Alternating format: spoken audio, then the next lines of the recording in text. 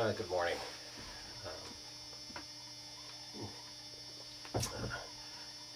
Recently, a viewer wrote in requesting that I put my head in a vise.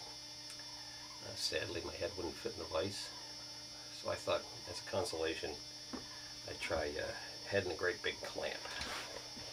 Got this one here. It's a dandy. We're gonna try that. Open it up a little so my face fits in there. Let's see. And then we'll try tightening that up. It's working pretty good here. Let's tighten it up nicely. Jesus. Jeez. So, there you have a face and a vise. I hope that satisfies you. I think that's about it for today. Thanks for watching, and we'll see you tomorrow.